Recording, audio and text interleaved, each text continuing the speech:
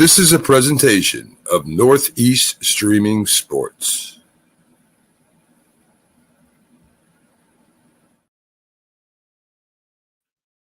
All right, ladies and gentlemen, welcome to Saturday morning. The Yankees playoff series starts today. Here we go. But I'm recording this way early in the week. It's only Tuesday. It's October 1st when I'm recording this because today we aren't going to talk Yankees baseball. You can go to Start Spreading the News, of course. That's where many of you are watching this anyway, to get all of our Yankee stories, our Yankee coverage, and etc. And of course, the Start Spreading the News podcast with EJ and I will be live Monday night during game 2 of the playoffs. But we have something bigger and better today. But before we get to it, let's make today a great day. And how do you make your day great? It's easy. Look around. Notice the good that is all around you. When you notice it, appreciate it, take it in, and then spread it forward. Share that goodness. There's good everywhere. But if by some chance you can't find any, well, then there's an easy solution. Make good yourself. Do something nice. Make a new friend. Write a letter. Donate your time. Donate money. Bake a pie for your neighbor.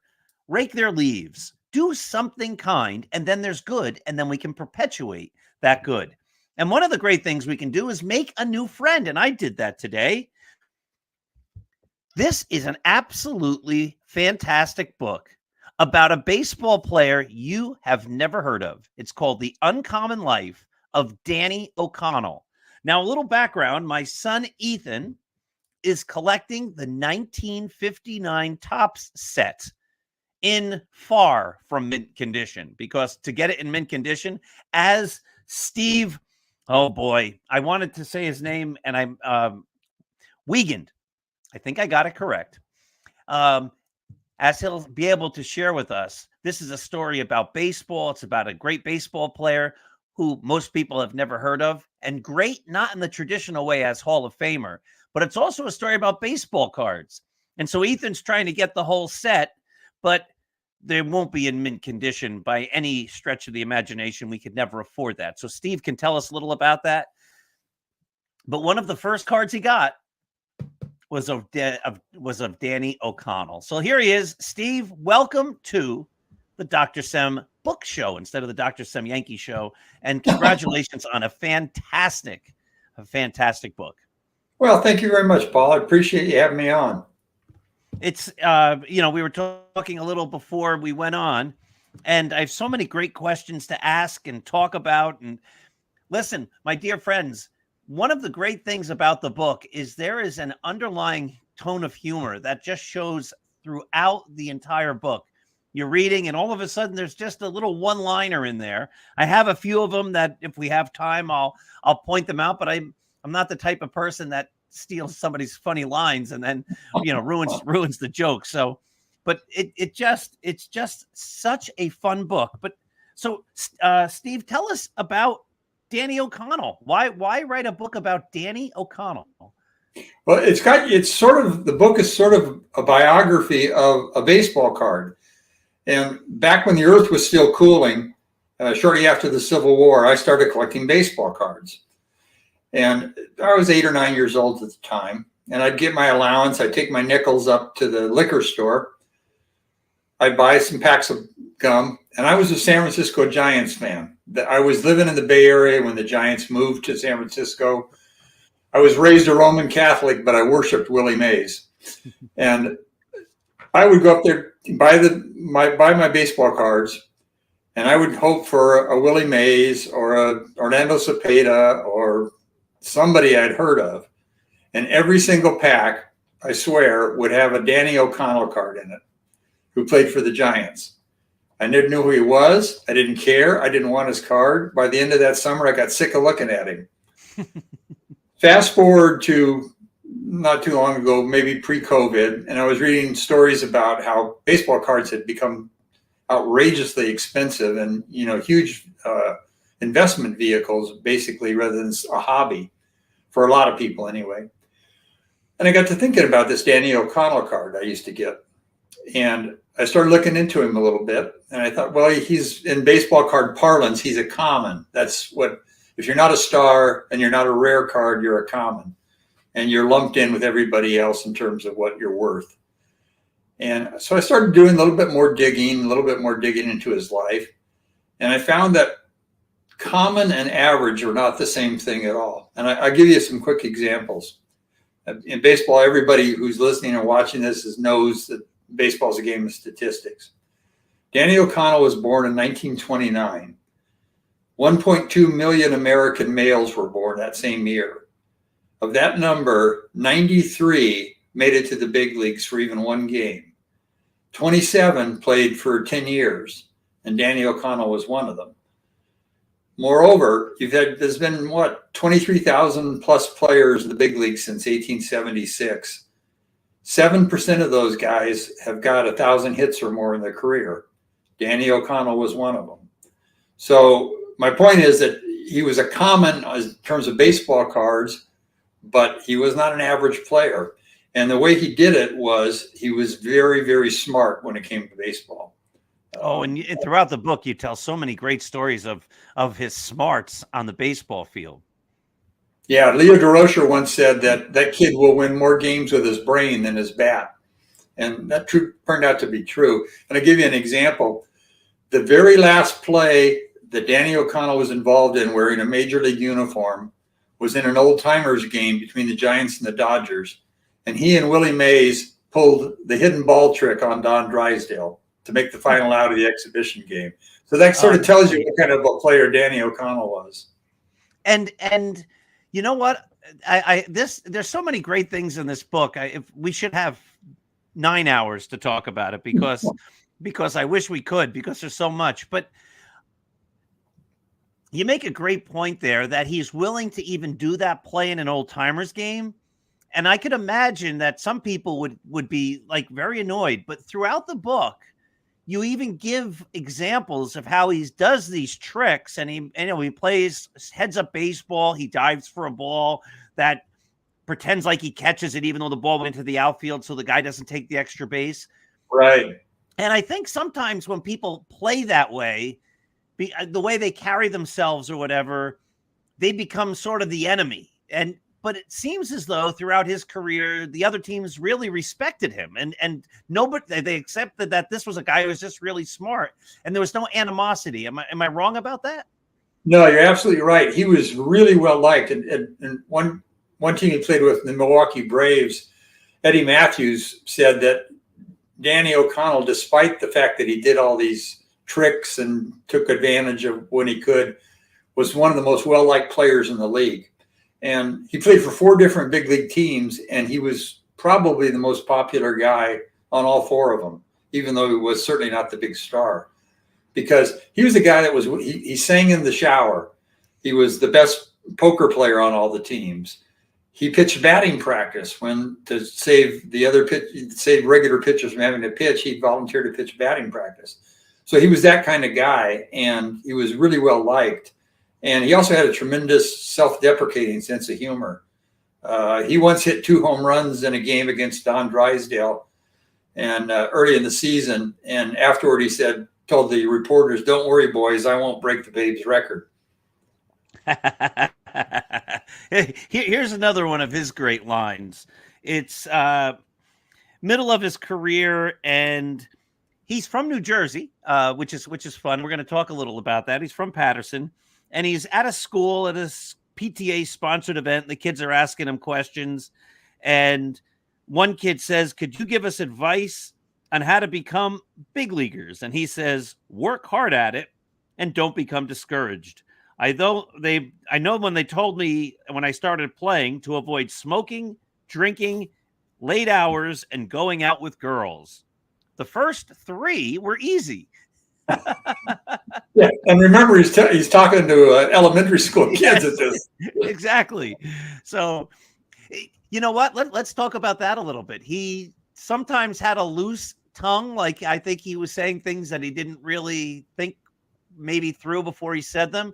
And so there's two that I want to talk about specifically. One of them was about his manager, Charlie Grimm, Jolly Charlie. Right. Tell us about that story. It was after his first year at the Braves. He was at a after dinner speak. He was speaking at an after dinner speaker at a group. I think it was in Connecticut, and he was much in demand because he was a very funny guy, and he was much in demand as an after dinner speaker. But anyway, he was talking about somebody asked him why the team didn't do better, why the Braves didn't win that year, and he said he thought it was because Charlie Grimm was a little too soft on the players and not didn't crack the whip as much as he should have. And he also said that the Braves pitchers didn't knock down the opposing team enough, except for Lou Burdette. And he didn't say things like that maliciously or in any kind of anger. He just said what he thought. Another example is he was playing with the Senators when they were an expansion team, and they were doing pretty well. And somebody asked him if he thought that they would finish in the first division as their first year as an expansion team. He said, "Oh no, we'll be lucky to finish sixth." That's not what the front office wants to hear your guys say. But he was also the best player on that team. So he didn't say things like that to get a rise out or to bring attention to himself. He just told the truth.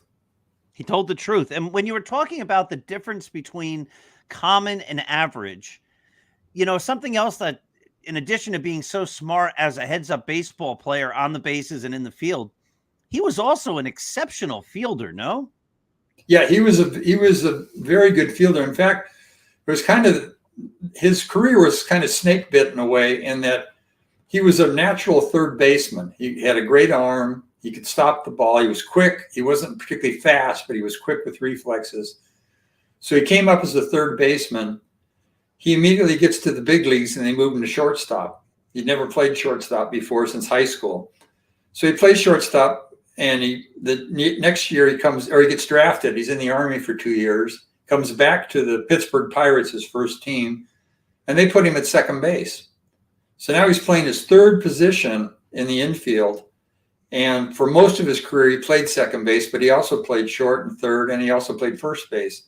So as a second baseman, he was always in the top 2 or 3 in terms of fielding percentage and in terms of all defensive runs saved. When he played third base, he was also among the top 2 or 3.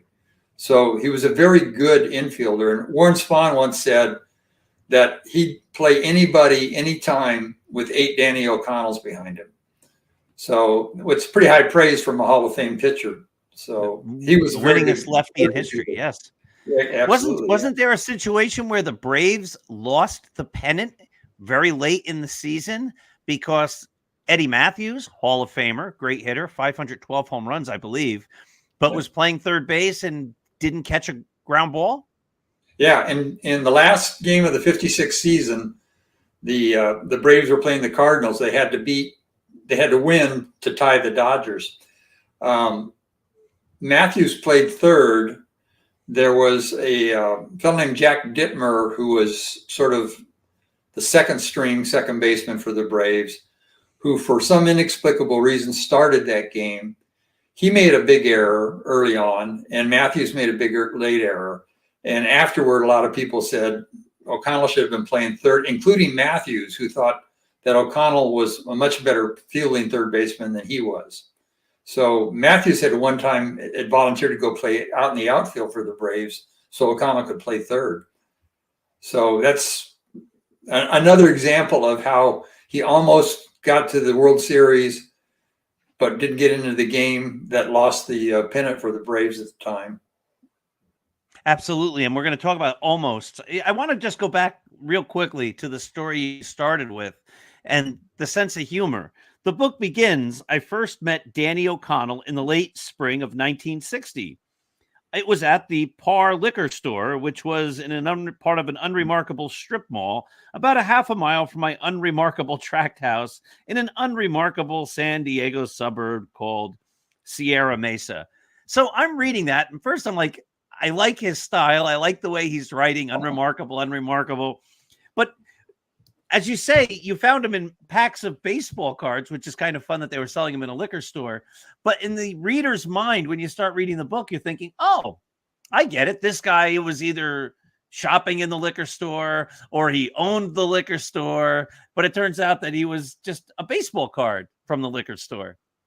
And it just, the whole book reads that way, where you just get caught up in your writing and the exuberance and the happiness that you tell the story. So I didn't want to let that pass without mentioning it. You also tell the story of baseball cards. It's not just a story of Danny. It's a story of how the baseball card becomes such a thing. So in a couple of moments, do you think you could tell us just a quick overview of how baseball cards took off? Sure. It's funny because I got caught up in, I collected all of Danny O'Connell's baseball cards I could find. And I can say without question, and you were saying that your son was putting together a 59 top set, I have the largest collection of Danny O'Connell cards in Central Arizona, without doubt. I have 17 different Danny O'Connell cards. None of them cost more than $4. So that's great. They're not in mint condition, but baseball cards actually started as a way to sell cigarettes. After the Civil War, tobacco companies, cigarettes had become very popular during the Civil War. And tobacco companies were looking for a way to package the cards, but not have them fall apart and have the pack be very soft. So they figured, well, we'll take a piece of cardboard and we'll stick it in the back of it, and that'll stiffen up the pack. So they used pictures of actresses and famous writers and politicians and pirates and baseball players. And so as the cards became more popular with kids, the cigarettes were sold to their parents initially. And then tobacco companies, who, was a very benign group of people, said, well, let's just eliminate the middleman here and we'll sell them to kids directly. So a lot of kids started smoking just to get the baseball cards. And eventually that morphed into selling bubble gum with baseball cards starting in the late 1920s. And that's how, that's baseball cards started that way. And when you look at some of the baseball cards that are, sell for millions of dollars, they originally came with a pack of cigarettes. Amazing. Now you talked about the Gowdy cards, the Goody cards, the Bowman cards, the Top cards. And one of the things that struck me was a lot of the companies, including the cigarette companies, started to realize like it's costing them a lot of money to produce these cards. And yet Topps finally comes onto the scene in the 1950s and they were able to make it work. Why do you think Topps was the one company that was able to sustain this idea of printing these baseball cards and maintaining an industry which was their own for 30 or 40 years until, I guess the 1980s. I guess it was a good 30-year run where they were the exclusive big baseball card company in America. Right. Well, Topps did something that the rest of them didn't do. They hired a guy named Cy Berger, who, number one, was a marketing genius. Number two, was a huge baseball fan. And number three, was the ultimate schmoozer. They were located in Brooklyn. What Berger did was he went every team that came to play the Yankees, the Dodgers, or the Giants. Berger went to the clubhouse. He wined and dined the players. He brought them little gifts. He memorized who their wives were and how their kids were doing. And he got them all to sign exclusive contracts with Topps for hardly any money. I think they got $75 for the first year and $100 a year after that. And then he came up with this brilliant idea that instead of paying them cash, they would put together a catalog of gifts that the players could redeem after they had so many years in the big leagues, and they got bigger and bigger prizes. And I remember talking to Danny O'Connell's kids, and they were so proud in the mid 1950s when he brought home an RCA hi-fi stereo set that he had gotten from being on these Topps cards all these years.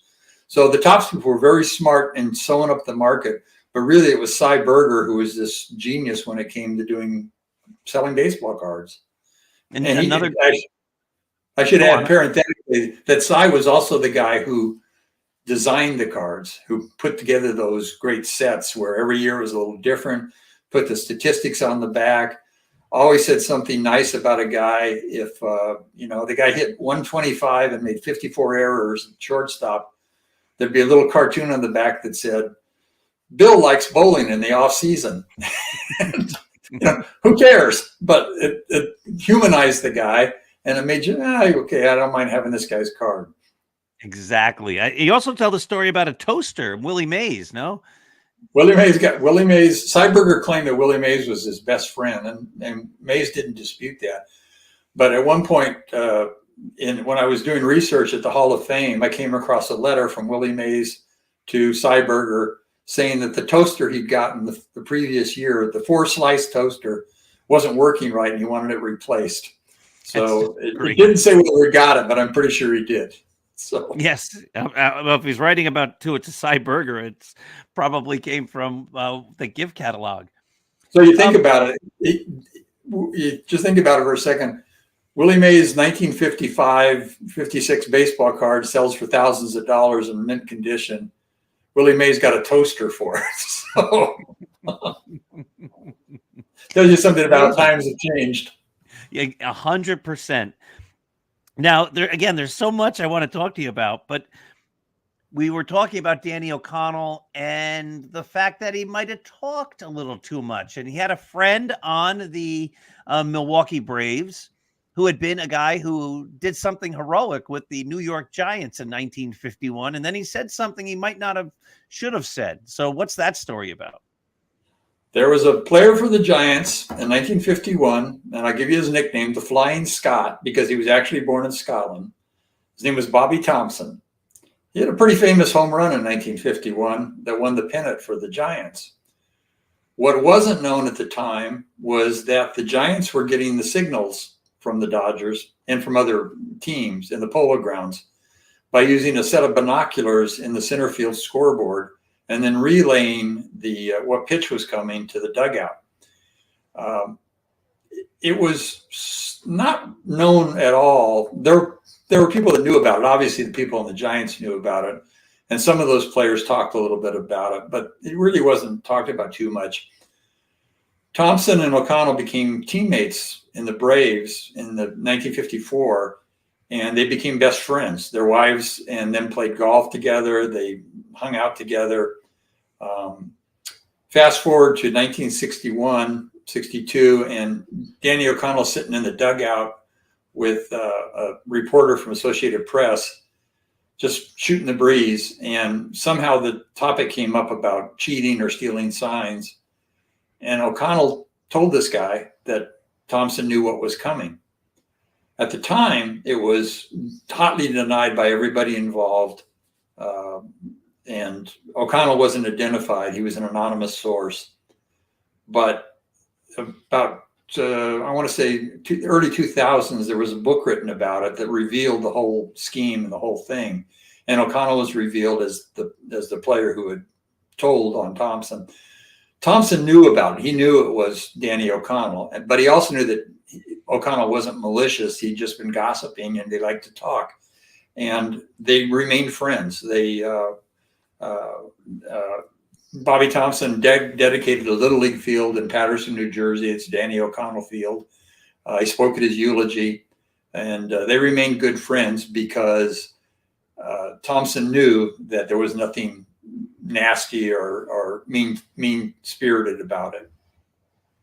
All right, so trivia question here. I mentioned to you when he first comes up and he's playing in the minor leagues, he plays in a little town called Bloomingdale, New Jersey, which isn't far from Bergen County. It's in Passaic County, near towns like Pompton Lakes, Wayne, New Jersey, Kinnelon. It's up in Butler. It's up in that area. And I went and I visited that field with my dad and a fellow author named Rob Skeet, a friend of mine from this area. And so that field is still there. You mentioned in the book that Babe Ruth played there. But you just said something I must have missed, or I didn't see it yet. Is that field that's named for Danny O'Connell still there in Paterson? There's a Little League field in Patterson that's down by the river, and I can't remember the name of the park. That was actually only about a block and a half from where we grew up. What's interesting about it, though, is it's surrounded by soccer fields. And Patterson now, which was settled by Irish and Italian immigrants, is now heavily Latin American, Dominican Republic, and other Central American countries. And baseball is a distant second place to soccer now. I'm going to have to ask you for the location of that field, because there's another field in Patterson that's named for Larry Doby. Right. Yeah, that's another Patterson guy. And I just had the pleasure of playing on that field a couple of months ago at this point. Our last regular season, I still play baseball. Our last regular season game was at Larry Doby Field in Patterson. Oh, wow. Yeah, Larry Doby came to Patterson in high school from the Deep South. His mom wanted him to have a better chance of getting out of the South and the segregated South. So she sent him to live with an aunt, and he was probably, without a doubt, one of the best athletes all around that ever came out of Patterson, New Jersey. O'Connell was he was an all-city basketball player, even though he was only about 5'6" at the time. But Doby played football, basketball, and baseball, and is in the Hall of Fame, right? And right. You know, we should talk for 9 hours here when we're running out of time. But you know, Larry Doby's one of those guys in baseball history that, when you're the second guy, you know, it's sort of like you get forgotten about. He was, you know, Jackie Robinson breaks the color barrier in the National League. Larry Doby breaks the color barrier in the American League, and so many people don't remember him, which is a shame. Steve, tell us if you have any other book projects coming up, and what are you thinking about in that regard?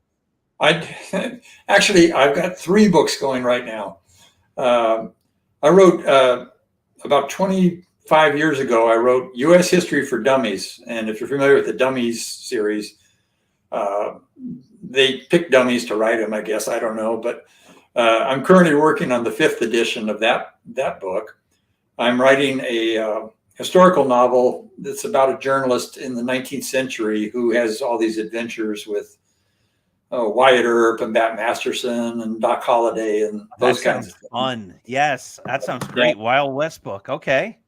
And then I'm writing a parody, I guess you'd say, of the romance fantasy books that have dragons and goblins and princesses and pirates and those kind of things.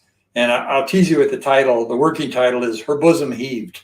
So that should give you a sense of how I'm looking at it. But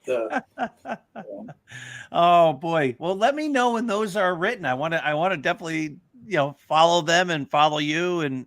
And again, the book is The Uncommon Life of Danny O'Connell.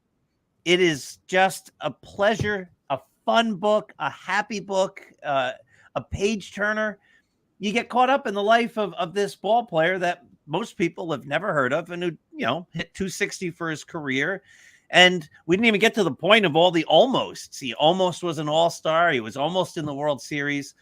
And we'll end with this. Tell the story of the 2 Hall of Famers he was almost traded for. He was almost traded in 1955 for Roberto Clemente. Branch Rickey was trying to peddle O'Connell. It was 1953, and wanted to trade to the Dodgers, who had the rights to Roberto Clemente. And then he decided he couldn't get enough. He wanted money too.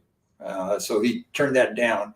And then he was almost traded for Frank Robinson, who is a Cincinnati property. And the general manager of Cincinnati thought, if Branch Rickey wants this Robinson guy, I'm going to hold on to him. So he was almost traded for 2 Hall of Famers. Amazing. Great stuff. Great stuff. Steve, thank you so much.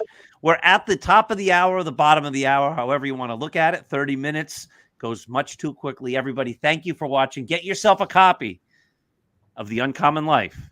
Thanks for having me on, Paul. I enjoyed it. Oh, I did too. Thank you so much. Have a great